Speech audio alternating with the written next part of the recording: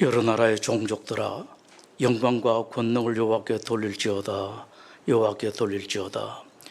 여호와의 이름에 합당한 영광을 그에게 돌릴지어다. 하나님은 영이시니 예배하는 자가 영과 진리로 예배할지니라. 아멘. 오늘 우리에게 주신 하나님 말씀은 창세기 45장입니다.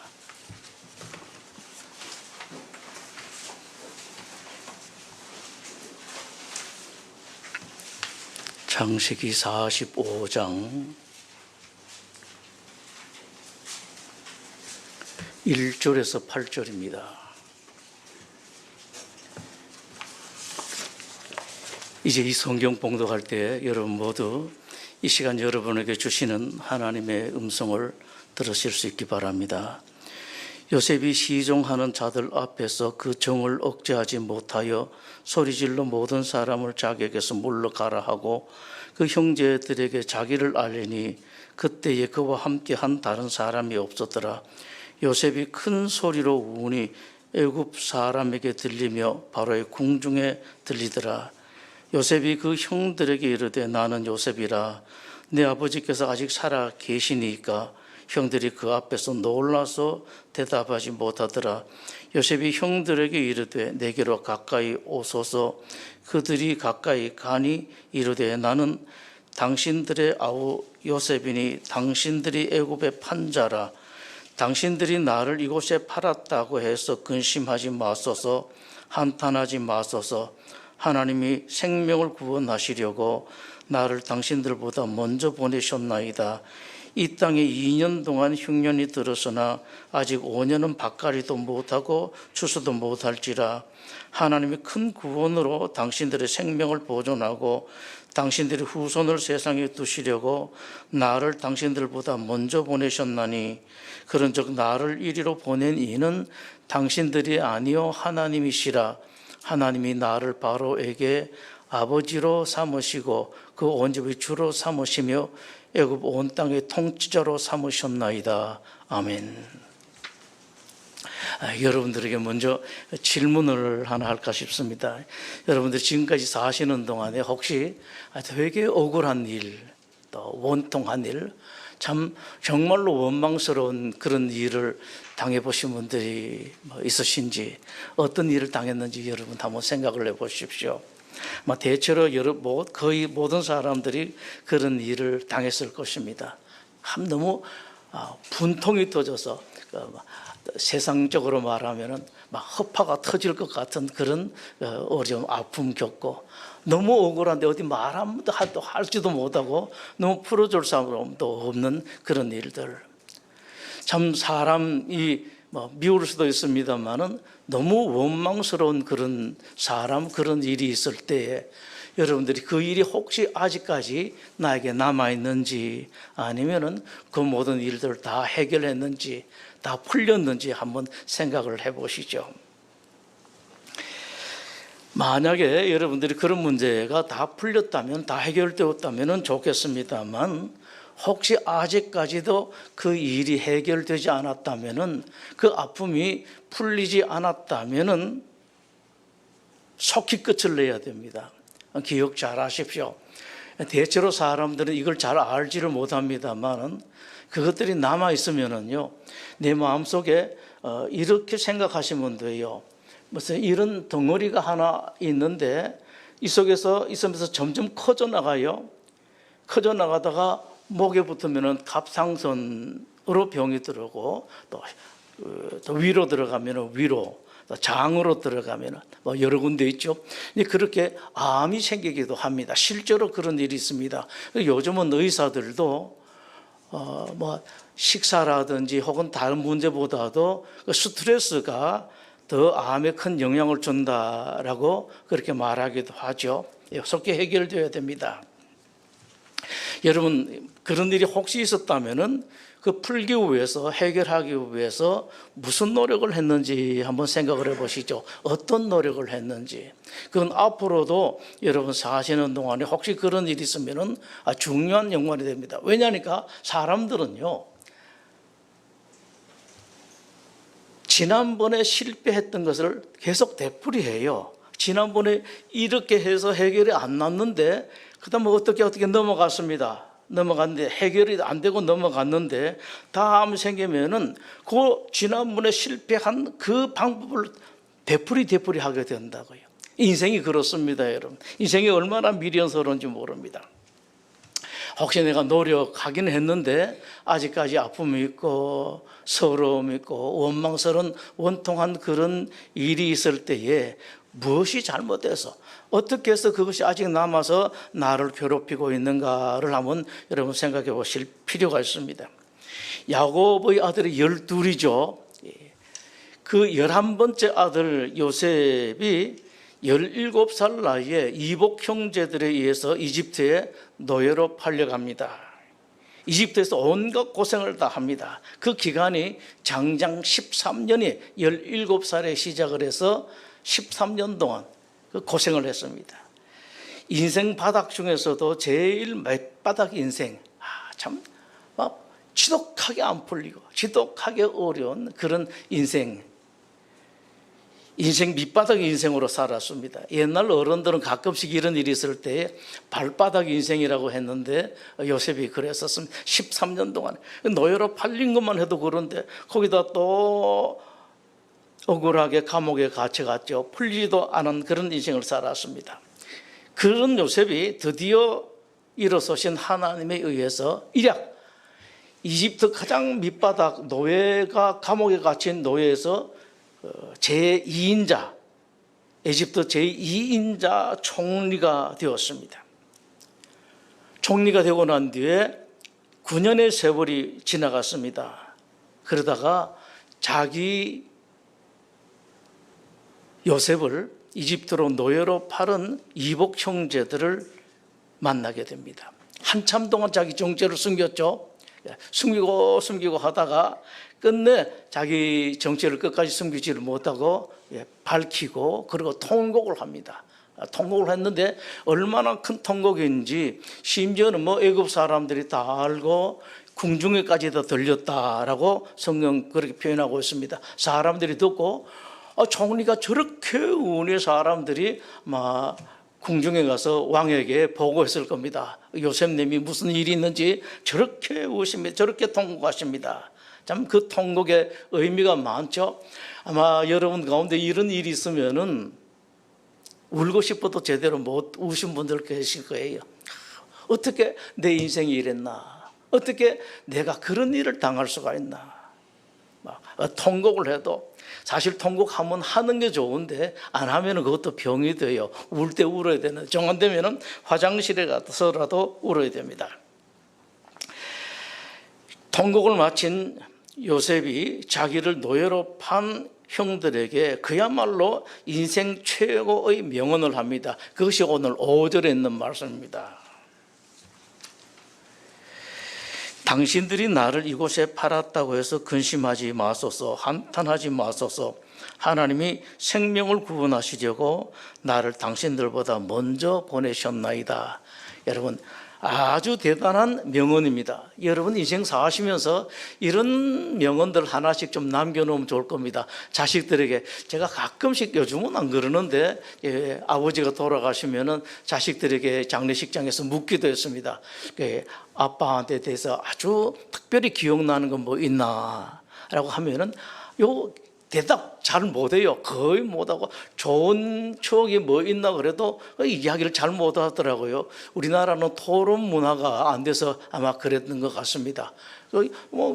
장례식장에 가서 특별히 이제 장례식장에 가면은 따로 예배 드리는 그런 이제 방에서 모여서 예배 드릴 때에 이런 것을 제가 가끔씩 묻는데 잘 대답하지를 못해요. 여러분들이 하나 좋은 말, 그리고 찬송 중에서도 혹시 나중에 자식들이 나를 기릴 때에 아버님이 어떤 찬송을 좋아하셨는가 제가 묻는데 이것도 잘 모르는 사람들 많아요. 그래서 여러분 아직 안 정해졌으면은 하나 만들어 가지고 자식들하고 같이 했다가 자식 생각나면은, 예를 들어 손자가 생각나면은 할아버지 뭐 453장 해야지 늘 그렇게 하도록 기억하도록 뭐 하나 하는 게 좋아요. 말씀도 그렇고 성경 말씀도 그렇고 또 인생 말씀도 그렇고 찬송도 그렇고 그렇게 하나씩 해놓는 게 좋습니다. 요셉이 참 명언을 했죠.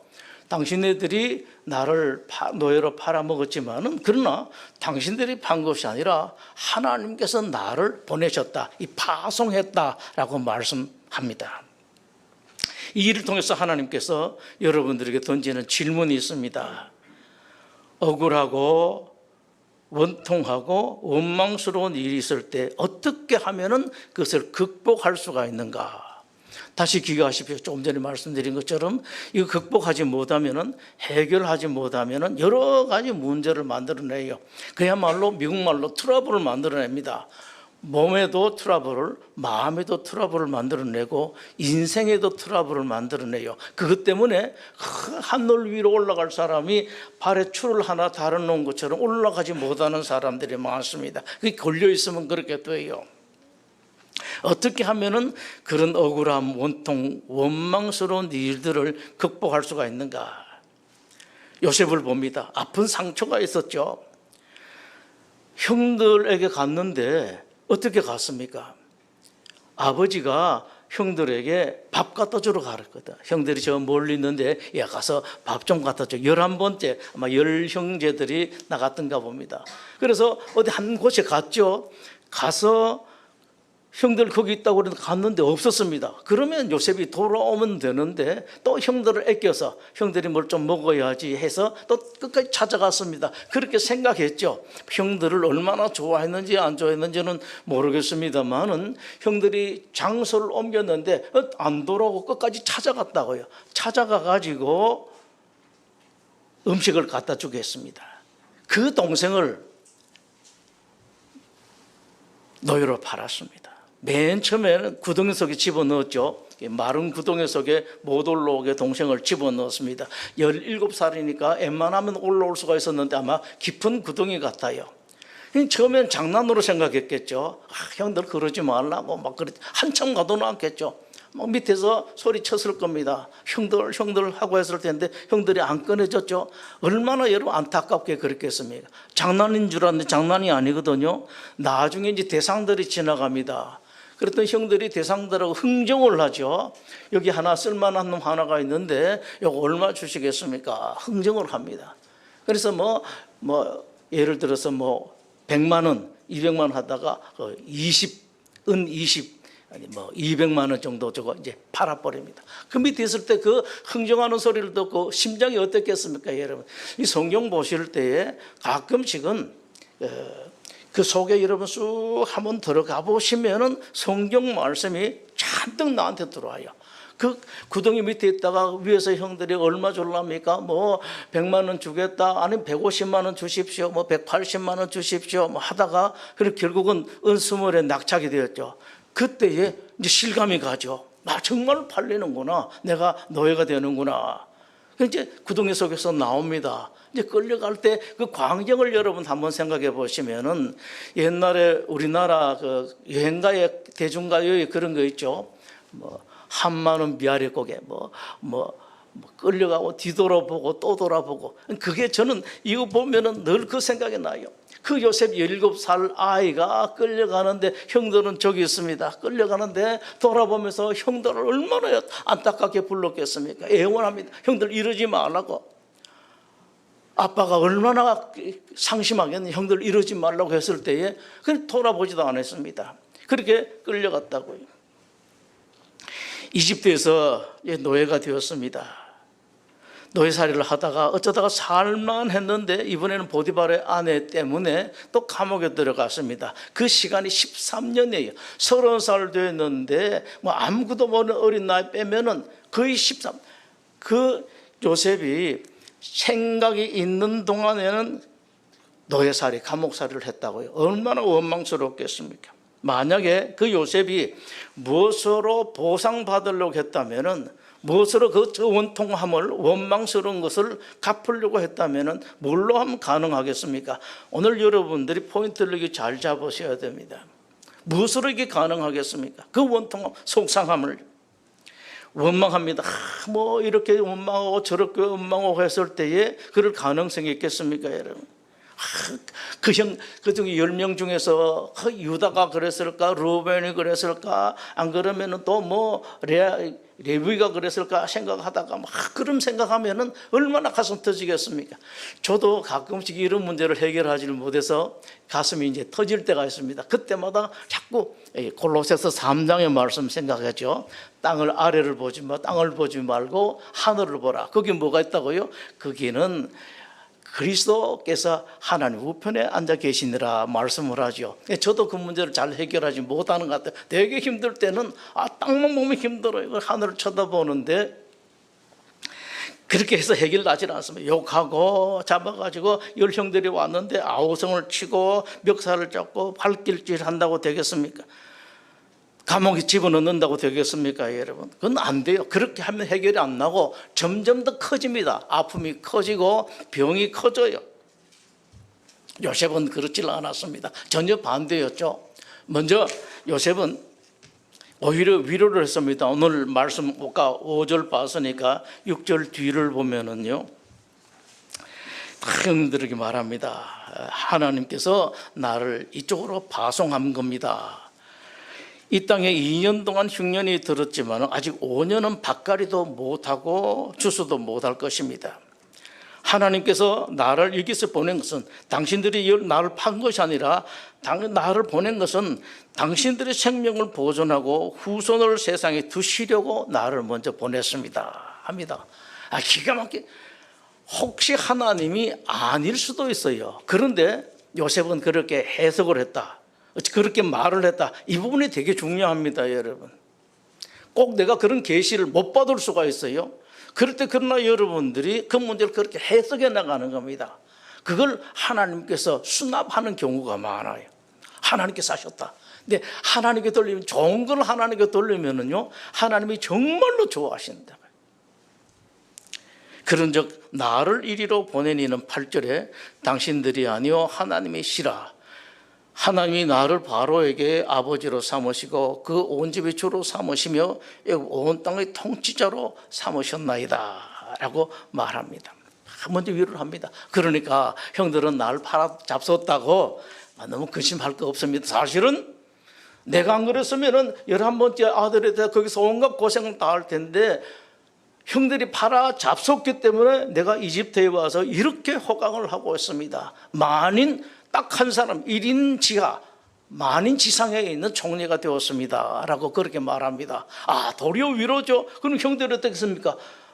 오히려 형들이 위로가 돼요. 정말로 그렇구나. 여러분, 이럴 때 누가 더 좋은지 아세요? 내가 누구를 위로할 때에 그 사람보다도 내가 더 좋아져요. 내가 누구를 도와주면, 아프리카나 동남아에 있는 어려운 사람들 도와주면 그 사람 정말로 행복합니다. 여러분, 밥 한 끼만 안 잡수고 그 사람들에게 보내면 그 사람 정말로 행복해요. 한 끼만 하면 그 사람은 한 달 살 수가 있습니다. 그런데 그 사람은 정말로 좋겠죠. 근데 더 좋은 것은요, 여러분들이라고요. 인생이 그렇습니다, 여러분. 젊은이들 주례할 때마다 제가 이야기를 하는데, 자네들보다도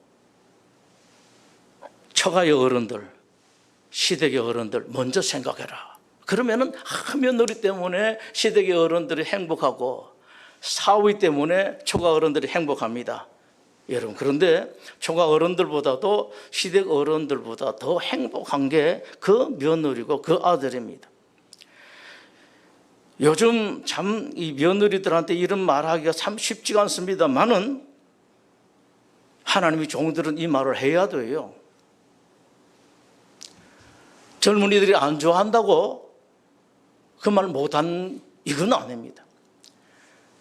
며느리들이 시어머니, 시아버지를 다 섬기고 이렇게 할 때에 참 좋습니다. 저 세상에 다 우리 며느리는 또 뭐 이렇게 저렇게 하는데 진짜 우리 며느리는 좋다. 참 내가 복 받았다.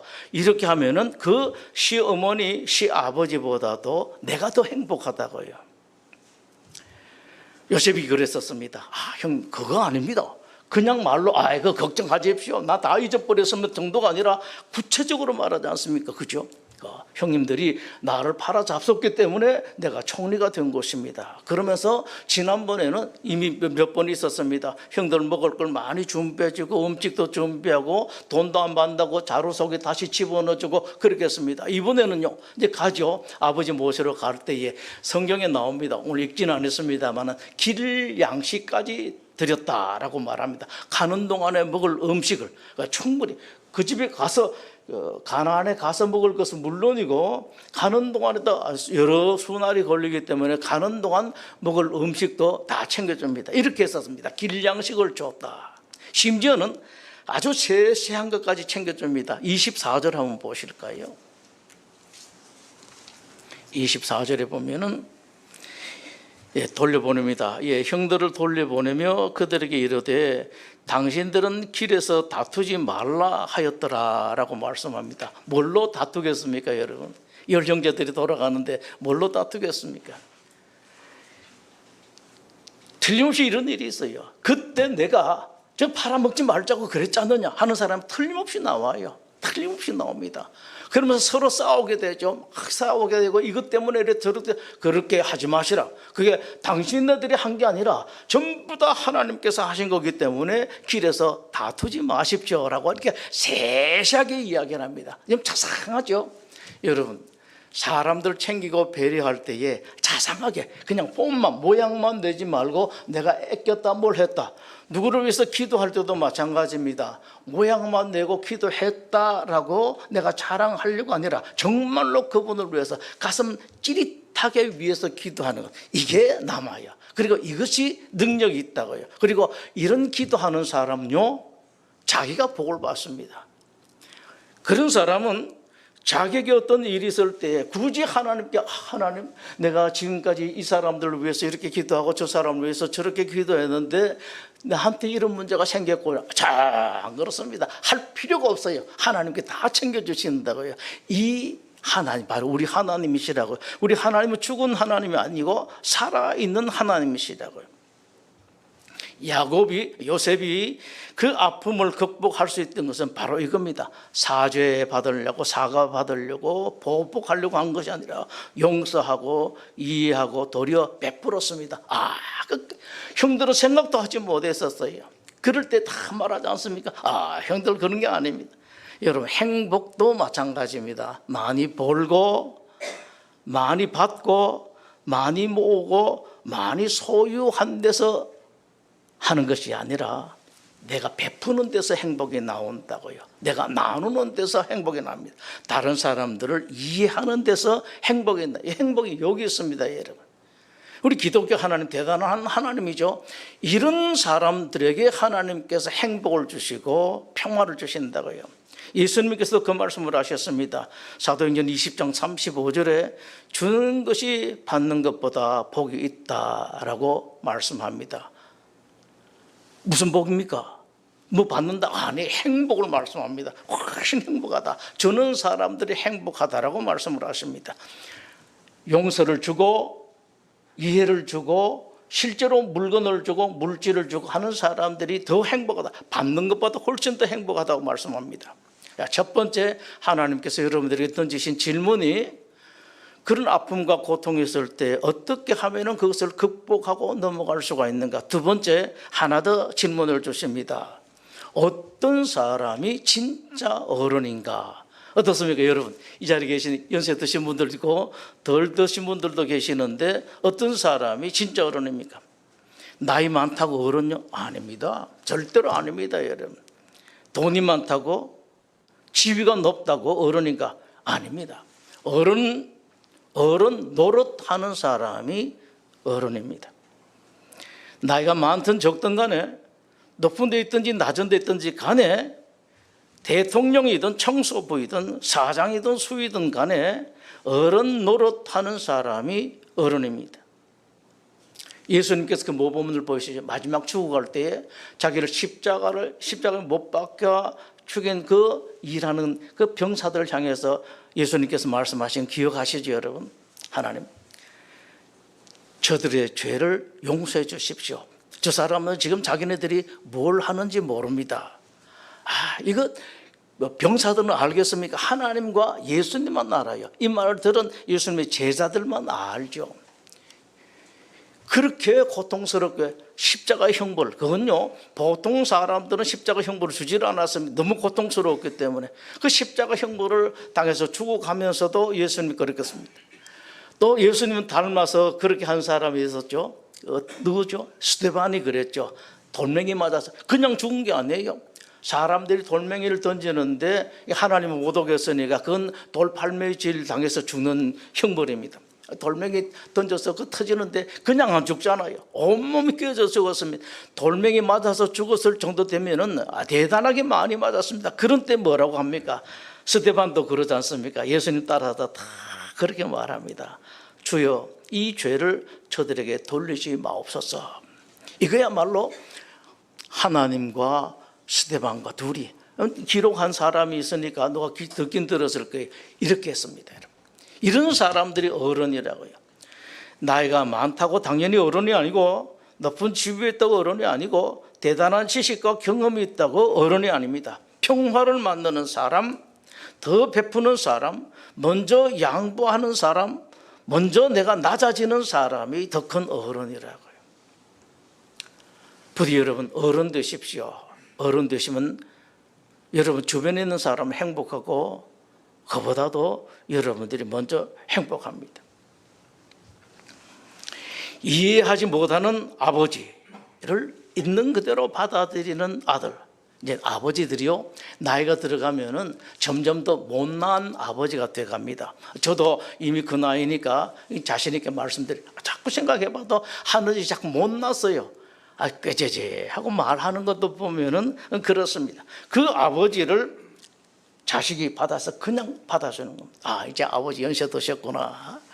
예, 아버지가 말씀하셨습니까? 알았습니다. 예.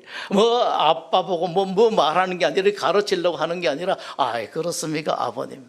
얼마나 좋습니까, 여러분? 이런 사람이 아버지보다도 아들이 더 어른이라고요.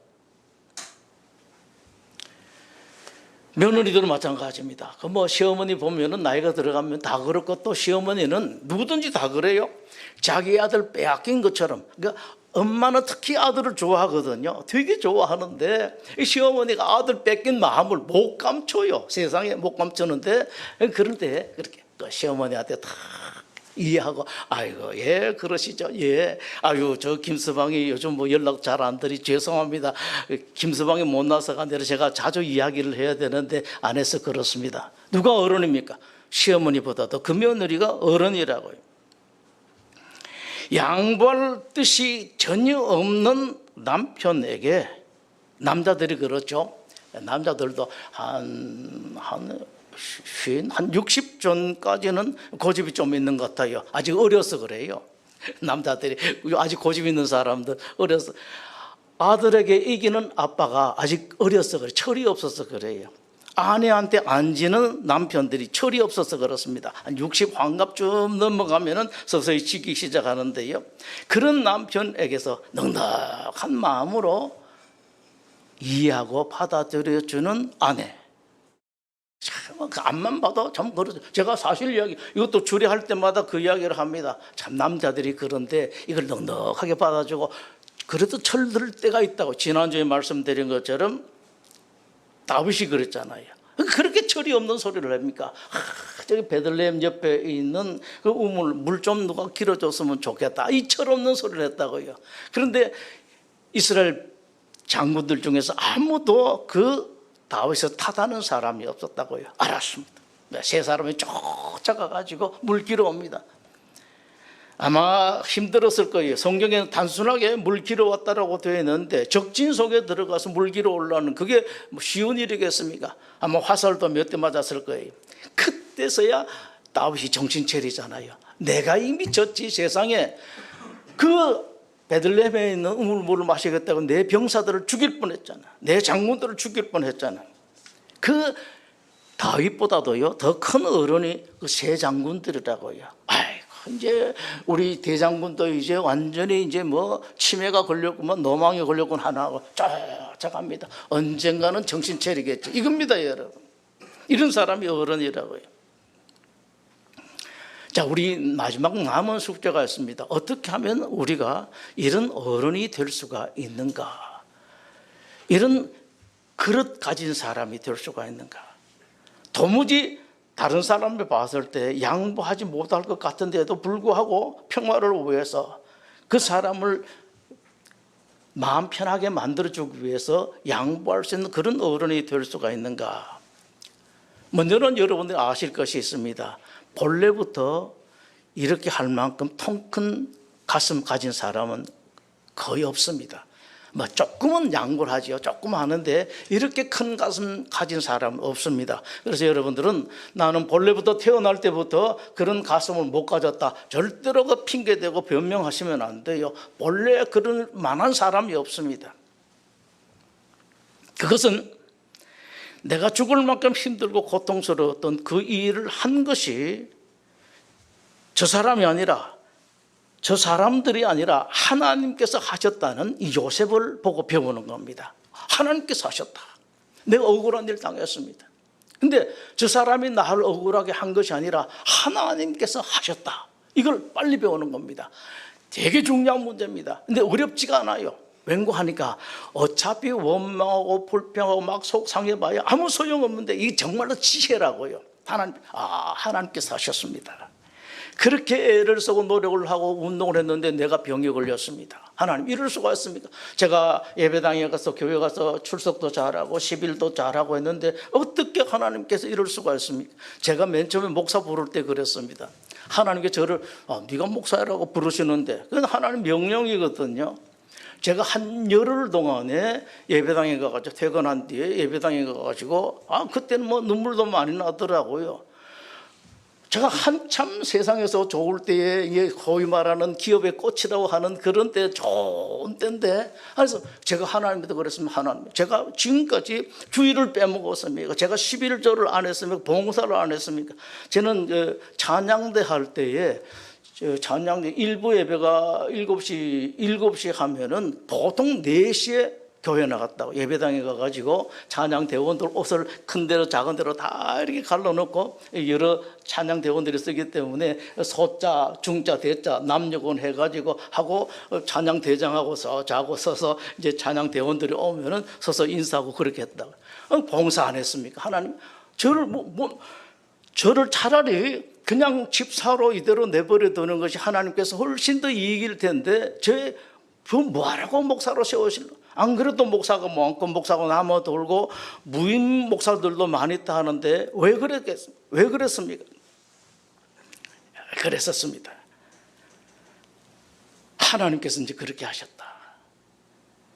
그 모든 일들을 하나님께서 원망도 참 많이 했었습니다.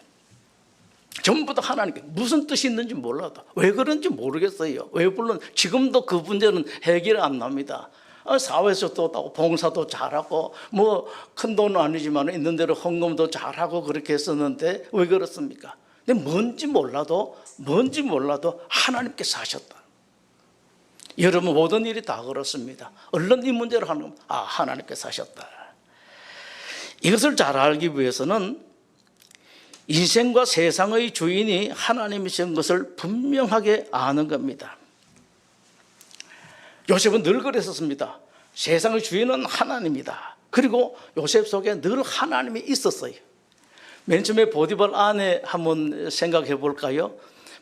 이게 요셉이 잘났나 봐요. 보디발 아내가 뭐 좀 사귀자고 잘 지내자고 막 그럽니다. 그렇게 했을 때에 요셉이 한 말은 여러분 잘 기억하십시오. 요셉이 다 그럽니다. 내가 당신 남편 보디발에게 이렇게 신임을 받아서 이렇게 중직을 맡아서 노예 중에서 이렇게 하는데 내가 어떻게 당신 남편을 배신할 수가 있겠습니까? 이런 소리 안 해요. 뭐라고 했습니까? 하나님께 득죄하겠습니까? 딱 말합니다. 근데 그런 짓을 해서 하나님께 득죄. 보디발 아내가 깜짝 놀란다고요. 하나님이랑 제대로 알지를 못하다가 이 젊은 놈, 이 바보 같은 놈이 팔자 고칠 시간인데 멋진 시간인데 무슨 하나님 소리 하는가?